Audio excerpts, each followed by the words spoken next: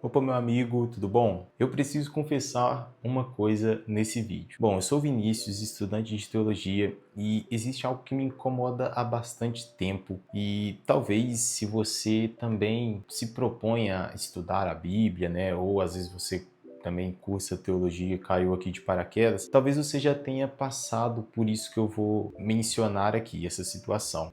Às vezes você está sentado no culto, né, ouvindo a mensagem, e aí de repente o pregador ou o pastor lá da sua igreja solta uma frase do tipo: porque tem gente que conhece grego, conhece hebraico, mas não tem unção. O seminário forma doutores, mas quem forma servos é o Espírito Santo. Eu prefiro um analfabeto cheio do Espírito Santo do que um teólogo vazio. Então, são muitos jargões, né? Esses dias eu tive que ouvir lá na igreja que existe um espírito grego dentro das universidades, dentro das faculdades, uma demonização ali do intelectualismo, e enfim. Só que, na maioria das vezes, né, essas frases, elas arrancam até ali uns glória a Deus, uns aleluias ali dentro das nossas igrejas.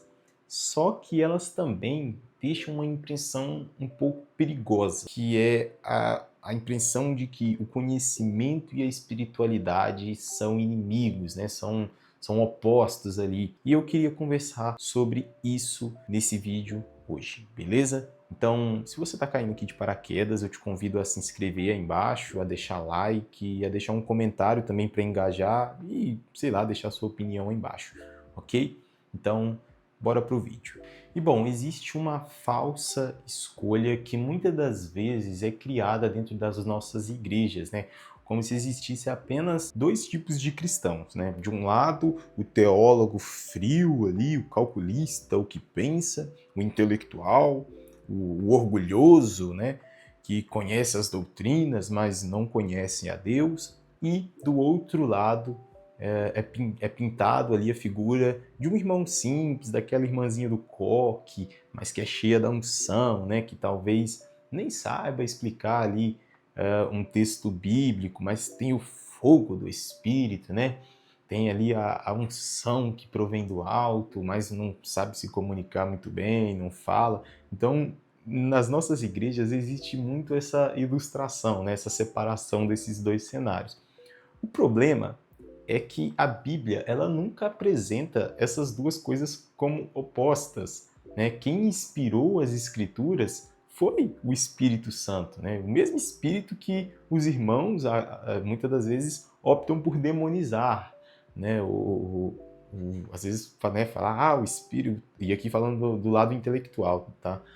Esse negócio aí é do demônio, isso daí, não, Deus não está nisso, as Escrituras não estão nisso. Então, existe um extremismo, eu acho que de ambos os lados. Então, estudar profundamente aquilo que o Espírito inspirou jamais deveria ser visto como uma falta de espiritualidade, né? Na verdade, quanto mais nós conhecemos a palavra de Deus, quanto mais nós buscamos, quanto mais nós aprimoramos ali o nosso conhecimento, mais nós conhecemos o Deus que a revelou. Então, se a gente se propõe a estudar as escrituras, a buscar, né, o idioma, né, que foi originalmente escrito, né, buscar ali o contexto, estudar a famosa hermenêutica do texto, a homilética, então isso deveria sim ser valorizado, porque a gente está buscando conhecer mais desse Deus que que revelou essa palavra a nós. E é curioso perceber que o próprio Novo Testamento valoriza o aprendizado.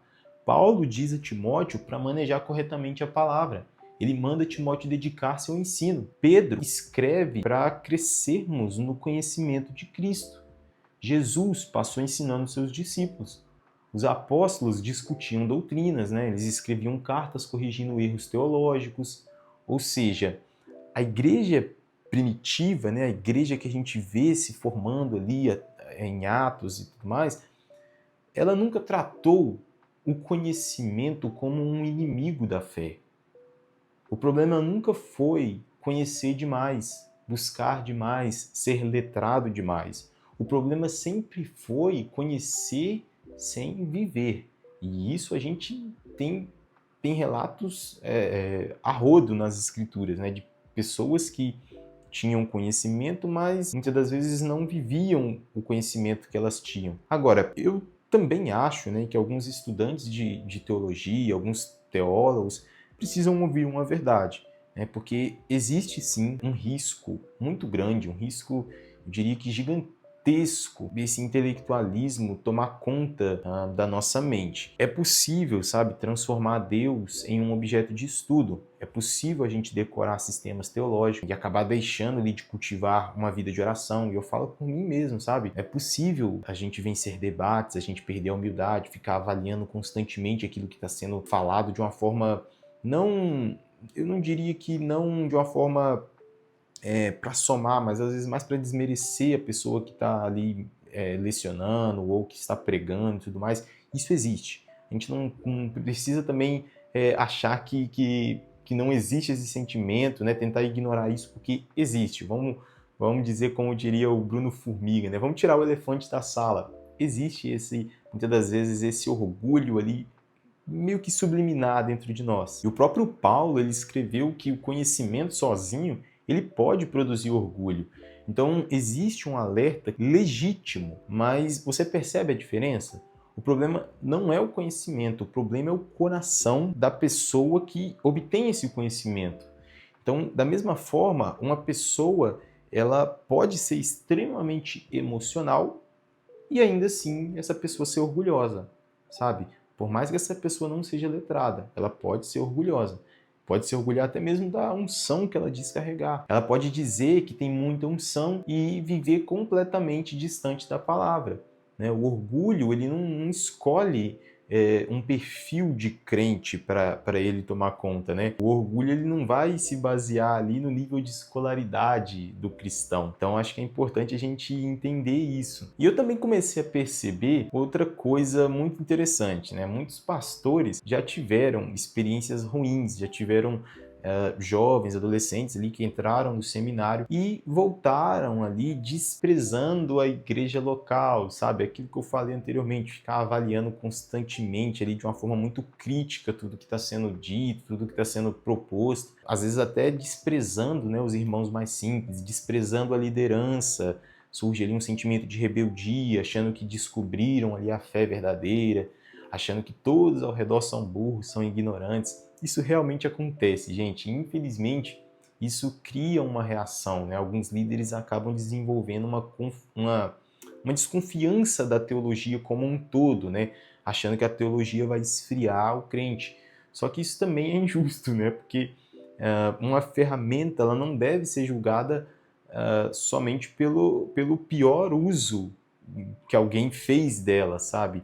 A gente não pode somente pegar esses casos e falar, então estudar teologia, então se você estuda demais, então você vai se tornar uma pessoa fria, você vai se tornar um crente muito, sei lá, questionador, muito rebelde, não sei, enfim. E sinceramente eu sonho com uma igreja onde ninguém precise escolher entre a Bíblia e o Espírito Santo, sabe? Esse é o cenário ideal, sabe, que eu penso, porque essa escolha, ela simplesmente não existe, sabe?